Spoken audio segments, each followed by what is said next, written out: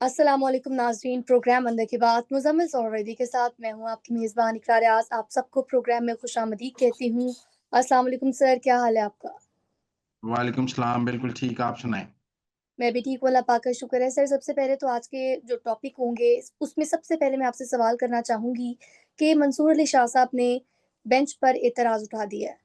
उनकी जानिब से कहा गया है कि मैंने अपने सेक्रेटरी को मैसेज किया था कि मैं सुबह बताऊँगा और फिर मुझे पता चलता है कि कुछ ही देर में बेंच भी बना दिया गया है और फिर रोस्टर भी जारी कर दिया गया। तो इस मुतालिक आप क्या कहेंगे?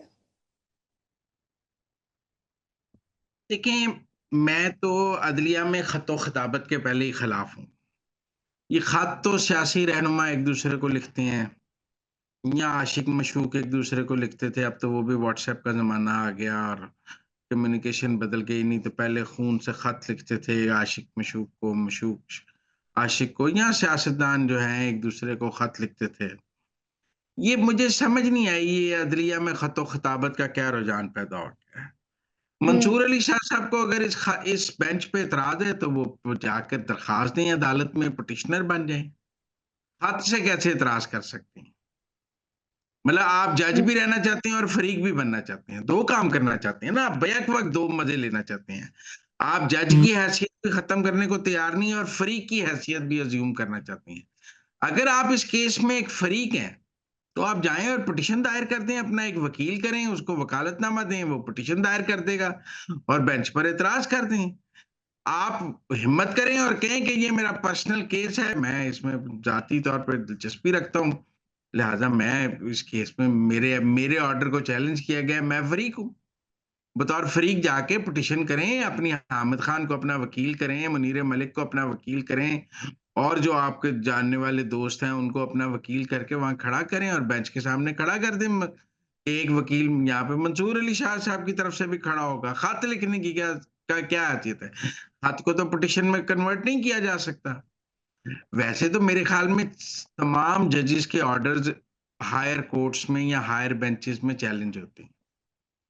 एक आदमी ट्रायल कोर्ट का ऑर्डर हाई कोर्ट में चैलेंज हो जाता है, सिविल जज का ऑर्डर एडिशनल सेशन जज के पास चैलेंज हो जाता है, सेशन जज का ऑर्डर हाई कोर्ट चैलेंज हो जाता है, हाई कोर्ट का जज का ऑर्डर आईसीए में डबल बेंच में चैलेंज हो जाता है, आईसीए का ऑर्डर सुप्रीम कोर्ट में 4 जज सुन लेते हैं, 3 नज़र-ए-सानी हो जाती है, रिव्यू पिटीशन हो जाती है, आईसी हो जाती है। अदालती निज़ाम है कि हर और जज का ऑर्डर कहीं न कहीं चैलेंज ज़रूर होता है। अगर जजेस अपने ऑर्डर को चैलेंज करने को अपना ज़ाती मसला बना लेंगे, तो फिर हर जज ये मुतालबा करेगा कि जब मेरा ऑर्डर चैलेंज किया जाए, वो बेंच मेरी मर्ज़ी का होना चाहिए, जो मेरे ऑर्डर का चैलेंज सुने। फ़र्ज़ कर लें कि हाई कोर्ट में एक जज का ऑर्डर चैलेंज होता है और उसके ऊपर एक डीबी बनती है, तो जज साहब एतराज़ कर देंगे कि चीफ जस्टिस मेरी डीबी में ना बैठे, चीफ जस्टिस ने तो ये बेंच बनाया था।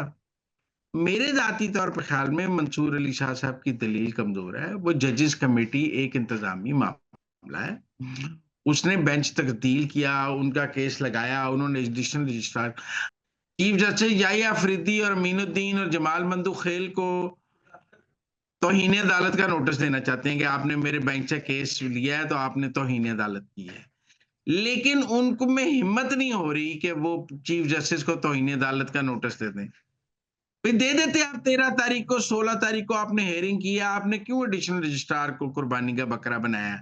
आपको नहीं पता वो जजेस कमेटी के अहकामात पर अमल दरामद कर रहा था? तो आपने नीवें था पानी जाने वाली बात है, आपने कमज़ोर बंदे पे तौहीन अदालत लगा दी। उसने जजेस कमेटी के फैसलों पर अमल दरामद किया है, लिहाज़ा आईसीए कर दी उसने।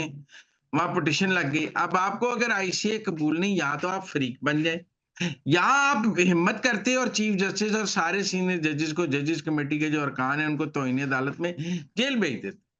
कहते मैं मंसूर अली शाह मेरी डीबी आपको जी, तौहीन अदालत में सज़ा दे देती। तो तस्कीन देना चाहती हैं। सबको पता है आपको चीफ जस्टिस ना बनने का गम है। सबको पता है आप ये सारा काम इसलिए कर रहे हैं कि आप चीफ जस्टिस नहीं बन सके और आप खुद को चीफ जस्टिस बनाने का कोई रास्ता बनाना चाहते हैं। आप 26वीं आईनी तरमीम के लिए फुल कोड बनाना चाहते हैं क्योंकि आपका ख़्याल है कि उनके ईमानदार जजों के साथ मिलकर आप 26वीं आईनी तरमीम ख़त्म कर लेंगे। लिहाज़ा आप उसका रास्ता बनाने के लिए आपके साथ जो 5-6 जज हैं, उनके साथ मिलकर आप एक फुल कोर्ट का रास्ता बनाना चाहते हैं। और उस फुल कोर्ट के लिए आप ये खिताबत और चीफ जस्टिस के खिलाफ तौहीन अदालत और ये सारा खेल खेल रहे हैं ताकि आप खुद को चीफ जस्टिस बना सकें। अब आप चीफ जस्टिस नहीं बने 26वीं आईनी तरमीम की वजह से। 26वीं आईनी तरमीम पार्लिमान ने पास की है। याहिया अफरीदी ने खुद तो पास की नहीं, जो आपको याहिया अफरीदी पे गुस्सा है। यहाँ तो आप कहें ना याहिया अफरीदी कोई जुडिशियल ऑर्डर से चीफ जस्टिस बन गया है। हुँ। आप तो किसी जुडिशियल ऑर्डर के ज़रिए चीफ जस्टिस बनना चाहते हैं, कोई आइन के तहत चीफ जस्टिस नहीं बनना चाहते अब मंसूर अली शाह। मंसूर अली शाह साहब एक जुडिशियल ऑर्डर के ज़रिए उनका ख़्याल है कि फुल कोर्ट उनको चीफ जस्टिस बना दे और वो फुल कोर्ट के एक ऑर्डर के तहत मुल्क के चीफ जस्टिस बन जाएँ और उन्हें कहें कि मुझे अदलिया ने चीफ जस्टिस लगाया है। अब पाकिस्तान के आइन में तो अदलिया के पास ये इख्तियार नहीं है कि वो चीफ जस्टिस लगा सके, वो तो आइन के तहत है और आइन पार्लिमान ने बनाना है। लेकिन मंसूर अली शाह साहब का ख्याल है कि वो कोई जुडिशियल ऑर्डर ले लें और उस जुडिशियल ऑर्डर से चीफ जस्टिस बन जाएँ और याहिया अफरीदी को किसी जुडिशियल ऑर्डर के ज़रिए हटा दें। साथ अमीनुद्दीन को भी हटा दें, साथ जमाल बंदूक़ पूरा पिंड मर जाए ताकि उसके बाद मंसूर अली शाह उसमें चौधरी बन जाएँ। लेकिन सर, मेरा ये जो ख्याल बातें हो रही हैं 27वीं तरमीम की, 27वीं आईनी तरमीम की, फिर एक तरफ हम देख रहे हैं 26वीं आईनी तरमीम को पीटीआई की जानिब से चैलेंज कर दिया जाता है, तो ये क्या मामला है? आपको क्या लगता है? क्योंकि बिलावल भुट्टो ने तो कहा है कि अगर 26वीं आईनी तरमीम को कलअदम करार दिया जाता है, तो ना हम मानेंगे, ना ही कोई और मानेगा। देखिए 26वीं आईनी तरमीम को अगर जुडिशरी स्ट्राइक डाउन करेगी तो 27वीं आईनी तरमीम इससे भी सख्त आ जाएगी। आज मौलाना फजलुर रहमान ने भी कहा है कि 26वीं आईनी तरमीम को तो पीटीआई ने वोट डाला था। चाहे हक में डाला है, चाहे खिलाफ डाला है, लेकिन वो वोटिंग के प्रोसेस में तो हिस्सेदार रहे हैं। हुँ। इसलिए मौलाना ने भी डाला है, पीपल्स पार्टी ने भी डाला है, अब नून ने भी, सारी जमातें 26वीं आईनी तरमीम के दिफा में खड़ी हैं। तो क्या ये 26वीं आईनी पार्लियामेंट को स्टे दे देंगे कि अब आपने कोई आईन साज़ी नहीं करनी है? ऐसे तो नहीं हो सकता। मैं पहले भी कह रहा हूँ कि पार्लिमान और अदलिया की लड़ाई में पहले भी पार्लिमान जीती है। पार्लिमान और अदलिया की लड़ाई में पहले भी अदलिया का नुकसान हुआ है और पार्लिमान ताकतवर हुई है। आज भी मंसूर अली शाह साहब जिस आग से खेल रहे हैं, इसके नतीजे में उनका अपना इदारा मज़ीद कमज़ोर होगा और उसके नतीजे में पार्लिमान मज़ीद ताकतवर हो। ऐसी नई आईन साज़ी और कानून साज़ी देखी जाएगी जिसके ज़रिए इस मुल्क में जुडिशियल एक्टिविज़्म का रास्ता रोका जाएगा। जुडिशियल एक्टिविज़्म और पाकिस्तान इकट्ठे नहीं चल सकते। ये खत-ओ-खिताबत भी जुडिशियल एक्टिविज़्म है, इसकी आइन और कानून में कोई गुंजाइश नहीं है। इसलिए मेरे ख़्याल में ये जो जुडिशियल एक्टिविस्ट देखिए ना, इस मुल्क की अदलिया ने आइन को रीराइट करना शुरू कर दिया था। वो अपनी मर्ज़ी का आइन बनाना शुरू कर देते थे, आइन को रीराइट कर देते थे। फिर एक जज साहब ने ये भी कहा कि जज made law is a law, कि जजों ने कानून बनाने भी शुरू कर दिए, जजों ने आइन बनाने भी शुरू कर दिए। इस मुल्क में पार्लिमान का काम जजेस ने पकड़ लिया और हम ख्याल बेंचों ने पकड़ लिया। लेकिन अब पार्लिमान ने अपना रोल वापस ले लिया और अब पाकिस्तान में जुडिशियल एक्टिविज्म का राज नहीं है। समझना पड़ेगा कि इस मुल्क की फौजी एस्टेब्लिशमेंट भी और पार्लियामेंट भी अदलिया के जुडिशियल एक्टिविज्म के खिलाफ है। इस मुल्क की अदलिया पाकिस्तान का पॉलिटिकल स्क्रिप्ट नहीं लिख सकती। अगर 6-7 जजेस समझते हैं कि वो पीटीआई को इक़्तिदार में ले आएँगे, तो ये मुमकिन नहीं है। उन्होंने पहले भी कोशिश की है, मंसूर अली शाह साहब ने, उनको नाकामी हुई है, अब भी ऐसी कोशिश जो है वो नाकाम होगी। लिहाज़ा अगर पीटीआई 26वीं आईनी तरमीम को को चैलेंज भी करती है, तो इसका कोई फ़ायदा नहीं होगा, इसका उनको नुकसान होगा। मैं समझता हूँ कि ये जो मंसूर अली शाह साहब का खत है, ये मंसूर अली शाह साहब की मुश्किलात में इज़ाफ़ा करेगा। मुझे लगता है ये जो 6 रुकनी बेंच है, ये मंसूर अली शाह साहब के खिलाफ स्ट्रक्चर्स भी पास कर सकता है और सर वो आगे स्ट्रक्चर्स वो जुडिशियल मिसकंडक्ट में भी जा सकते हैं ओके। और जुडिशियल मिसकंडक्ट के तहत रेफरेंस भी हो सकता है। लिहाज़ा अगर मंसूर अली शाह साहब इस लड़ाई को बढ़ाएँगे, तो उनके लिए मुश्किलात में इज़ाफ़ा होगा। सर अब आगे बढ़ेंगे, कुछ रुख करेंगे केपी का। केपी से अहम खबर है कि पहले तो हमने देखा कि जुनैद अकबर साहब को पब्लिक अकाउंट्स कमेटी का चेयरमैन लगा दिया गया। फिर हमने आज देखा कि नोटिफ़िकेशन एक जारी हुआ है कि केपी के सब जो सूबाई सदर होंगे, वो होंगे जुनैद अकबर साहब। और फिर अब ज़रा ये भी कह रहे हैं कि जो सीएम केपी हैं, उन्होंने खुद ही कहा था कि मैं इस सदारत को छोड़ना चाहता हूँ। तो क्या सदाकत है? नहीं, मैं नहीं समझता कि गंडापुर ये सदारत छोड़ना चाहते थे। ये तो अब मेरा मतलब किसानी बिल्ली खंभा नोचे या अंगूर खट्टे हैं वाली बात है। जब उनसे सदारत ले ली गई है तो वो क्या कहें अब कि मैंने मेरी सदारत मुझसे मेरी मर्ज़ी से ली गई है, ऐसे थोड़ी होगा। उनसे हुँ, सदारत छीन ली गई है और उनके सख्त तरीन मुखालिफ को दी गई है। जुनैद अकबर केपी में एंटी गंडापुर ग्रुप में समझे जाते हैं। वो अगर गंडापुर अगर खुद छोड़ते तो अपने ग्रुप के किसी बंदे को वहां पे सदर बनाते। इमरान खान ने गंडापुर के मुखालिफ को केपी का सदर बनाया है। इमरान खान बुशरा बीबी ने गंडापुर की शिकायतें लगाई हैं। उन शिकायतों की रोशनी में इमरान खान ने गंडापुर को हटाया है। इमरान खान देखें, शहजाद अकबर और आदिल राजा ने कल क्या वीलॉग किया है। उन्होंने कहा है कि जी बुशरा बीबी को तो सजा भी गंडापुर ने कराई है एस्टैब्लिशमेंट से मिलके कि मेरी जान छुड़ाओ, केपी में ये आके बैठ गई है, मुझे हुकूमत नहीं करने दे रही। तो वो कहते हैं कि जी अब तो ये नैरेटिव बना रहा था पीटीआई का सोशल मीडिया कि बुशरा बीबी को सजा गंडापुर ने एस्टैब्लिशमेंट से करवाई है। तो ऐसे में गंडापुर की मर्जी से पंजाब सूबाई सदर चेंज होना है। ये जरूर है कि इस वक्त इमरान खान गंडापुर को वजीर आला से हटाने की पोजीशन में नहीं है। वो समझते हैं कि अगर गंडापुर को वजारत आला से हटाया तो केपी का जो हुकूमत है वो हाथ से निकल जाएगी। लेकिन गंडापुर को हटाने का अमल शुरू कर दिया उन्होंने। आज पहली ईंट रख दी है जिससे ये जाहिर हो गया है कि इमरान खान गंडापुर को हटाना चाहते हैं। बुशरा बीबी गंडापुर को हटाना चाहती हैं। पहले के पूरा सोशल मीडिया उनके पीछे 1 हफ्ते लगाया और आज उनसे सदारत वापस ले ली है। अब गंडापुर और इमरान खान के दरमियान दिन गिने जा चुके हैं। गंडापुर ने भी फैसला करना है कि उसने आगे क्या करना है और इमरान खान ने भी फैसला करना है। मुझे नहीं लगता कि जुनैद अकबर की और गंडापुर की बन सकेगी। इमरान खान साहब दोबारा इस्लामाबाद पर चढ़ाई करना चाहते होंगे। गंडापुर उस चढ़ाई में इमरान खान के साथ नहीं होंगे। अब वो जुनैद अकबर के जरिए इस्लामाबाद पर चढ़ाई कराएंगे और गंडापुर को जीरो करना चाहेंगे। वो चाहेंगे कि जुनैद अकबर ऐलान करे कि हम कर रहे हैं, सारे एमपीएस को, एमएनएस को जुनैद अकबर जो है गाइड करे और जुनैद अकबर तमाम अहकामात दे। आहिस्ता-आहिस्ता जो है वो केपी की गवर्नमेंट में जुनैद अकबर का अमल दखल बढ़ाना चाहेंगे और गंडापुर नहीं बढ़ाना चाहेंगे।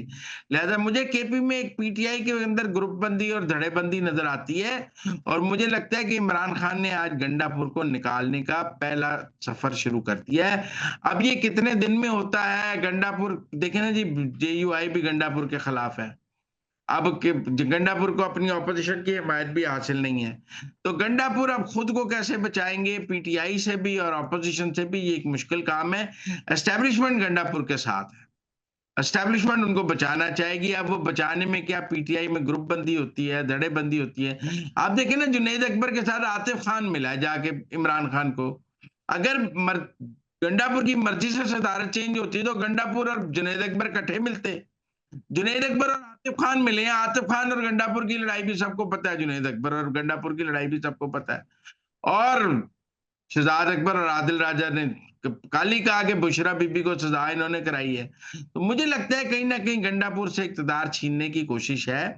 अब इमरान खान छीन पाते हैं नहीं पाते। आज एक बंदा कहने लगा जी जब तक रिहा नहीं होंगे तब तक तो गंडापुर रहेंगे, लेकिन जब इमरान खान रिहा होंगे तो गंडापुर हट जाएंगे। अगर सर ये भी छीन तो सॉरी टू फिर इंटरप्ट। इमरान खान को क्यों रिहा होने देंगे। सर यहाँ पर आपसे एक सवाल करना चाहूँगी, ये भी कहा जा रहा है कि पहले शेर अफ़ज़ल मरवत की बारी आई, फिर अब सीएम केपी की बारी आई है। अभी आगे और लोगों की बारी भी आएगी और पंजाब की तरफ भी रुख किया जाएगा। तो इस सारी बात को आप कैसे देखते हैं कि वाक़ई ठीक है कि अब पंजाब की तरफ भी आएँगे सीएम केपी में पावर शिफ्ट करके? देखिए, एक एस्टेब्लिशमेंट एक पीटीआई में 2 तरह की लिस्टें चल रही हैं। कुछ लोगों के बारे में पीटीआई के सोशल मीडिया ने ये राय बना दी है कि वो प्रो एस्टेब्लिशमेंट है। हैं या नहीं है वो एक अलग बात है, लेकिन हुँ, ये राय बना दी गई है कि वो प्रो एस्टेब्लिशमेंट है। और अब इमरान खान साहब ने प्रो एस्टेब्लिशमेंट लोगों को पार्टी ओहदों से हटाने का और अहम जगहों से हटाने का फैसला किया और उनकी जगह एंटी एस्टेब्लिशमेंट लोगों को आगे लाने का फैसला किया। अब वो कहने लगे जी पूरी पार्टी प्रो एस्टेब्लिशमेंट है, खान साहब किस-किस को हटाएँगे? पंजाब में तो सारी पार्टी भागी हुई है, किसको लाएँगे? हमाद अज़हर आने को नहीं तैयार, असलम इकबाल आने को नहीं तैयार और शेख वकास अकरम पेशावर से निकलने को तैयार नहीं है। उनकी सारी लड़ाई यही है कि सीएम हाउस का सबसे बड़ा कमरा मेरे पास होना चाहिए। ठीक हो गया वो सर। से शेख वकास अकरम है वो पेशावर में बैठ के पंजाब की सियासत कर रहे हैं। तो मुझे नहीं लगता कि पंजाब से पीटीआई को अब क्या वो कहते हैं जी आलिया हमजा को अब सदर बना देंगे। ऐसा मतलब है बंदा कोई नहीं रह गया। ਬੰਦਿਆਂ ਸਾਰਿਆਂ ਨੇ ਮਾਫੀ ਮੰਗ ਲਈ ਕਿ ਸਾਡੇ ਕੋਲੋਂ ਪਾर्टी नीचे चलती। और ये जितने पंजाब के पीटीआई के वॉरलॉर्ड्स थे वो सब माफिया मांग के निकल गए हैं। और अब पीटीआई को कोई बंदा नहीं मिल रहा पंजाब में पार्टी चलाने के लिए। तो इसलिए मेरे ख्याल में अगर आप एंटी एस्टैब्लिशमेंट लोग ढूंढना चाहेंगे तो उनकी तादाद बहुत कम है, और वो भी पार्टी को ऑर्गेनाइज नहीं कर सकेंगे क्योंकि प्रो एस्टैब्लिशमेंट लोगों का ताउन उनके साथ नहीं होगा और एंटी एस्टैब्लिशमेंट लोगों के लिए जमीन तंग होती रहेगी, तो पार्टी मजीद मुश्किलात का शिकार हो जाएगी। सर आगे बढ़ेंगे अब एक बात करेंगे बलूचिस्तान की सूरत-ए-हाल को लेकर, मिसिंग पर्सन्स को लेकर बात करेंगे। तो हमने देखा है कि शिब्ली फराज साहब और सलमान अकरम राजा साहब ने मुश्तरका प्रेस कॉन्फ्रेंस की और उनकी जानिब से कहा गया कि आमिर खान साहब की तरफ से ऑर्डर है कि जितने भी मिसिंग पर्सन्स के केस आएँगे, चाहे वो मानंग बलोच की तरफ से हो या किसी भी तरफ से हो, तो हम उन लोगों का साथ देंगे। देखिए, अगर तो मिसिंग पर्सन वाक़ई मिसिंग है, तो फिर ज़रूर साथ देना चाहिए। तो ये तो अभी तय होना बाकी है ना, कौन मिसिंग है, कि ये तो रियासत पाकिस्तान के खिलाफ एक प्रोपेगेंडा की बात भी है कि बहुत सारे लोग जो पहाड़ों पर चले गए हैं लड़ने के लिए, उनके वर्षा यहाँ कहते फिरते हैं कि वो मिसिंग हैं। और जब वो पकड़े जाते हैं या वो मारे जाते हैं, तो फिर उनको ओन भी कर लेते हैं। लेकिन बहरहाल मैं एक और बात भी करना चाहता हूँ आज यहाँ, दिलचस्प बात। पिछले दिनों 2 दिन पहले वाशिंगटन में एक ह्यूमन राइट्स की यूएस कांग्रेस की हियरिंग का बहुत शोर है, जी। जिसमें वजाहत साहब, मोहित पीरज़ादा साहब, शहबाज गिल साहब वगैरह हैं। मैंने आज वाशिंगटन में उस कांग्रेस की हियरिंग के बारे में बात की, तो एक तो मुझे बताया गया कि उस हियरिंग में रिपब्लिकन पार्टी का कोई कांग्रेसमैन नहीं था, वो डेमोक्रेट्स थे। ये ऐसे ही है जैसे आपने अगर पाकिस्तान में हुकूमत के साथ लॉबिंग करनी हो और आप पीटीआई के एमएनएस को ब्रीफिंग देना शुरू कर दें, या आपने तो हुकूमती अरकान कांग्रेस को देनी है। तो अगर डेमोक्रेट्स को ब्रीफिंग दी गई है तो ये तो कोई इतनी पॉजिटिव बात नहीं है, बल्कि नाकाम ब्रीफिंग थी। इसका मतलब है रिपब्लिकन तो कोई उस हियरिंग में आया ही नहीं, और ट्रम्प की इंतजामिया का या ट्रम्प का कोई कांग्रेसमैन उस हियरिंग में मौजूद नहीं था। ये मोहित पीरज़ादा और इसको शहबाज गिल को और वजाहत को बताना चाहिए कि ये सारे डेमोक्रेट्स थे। ये वो हैं जो इलेक्शन हार गए थे। ये बाइडेन के दोस्त हैं। एक तरफ आप कहते हैं कि बाइडेन ने हमें हटाया, और दूसरी तरफ आप कहते हैं कि बाइडेन के कांग्रेसमैन को ही आप ब्रीफिंग दे रहे हैं। ये वही कांग्रेसमैन थे जिन्होंने पहले करारदाद में वोट डाले हुए थे, उनमें से काफ़ी तो हार गए हैं। लेकिन टेक्निकल बात ये है कि उसके हवाले से भी पाकिस्तान में जो एनालिसिस आया है उस हियरिंग के हवाले से कि वो डेमोक्रेट कांग्रेसमैन थे, वो रिपब्लिकन नहीं है। यानी to cut short it was a flop show. Yeah, it was a flop. तो नाज़रीन ये थी आज के अंदर की बातें। आपसे मुलाकात होगी अगले प्रोग्राम में। हमें दीजिए इजाज़त। अल्लाह निगहबान।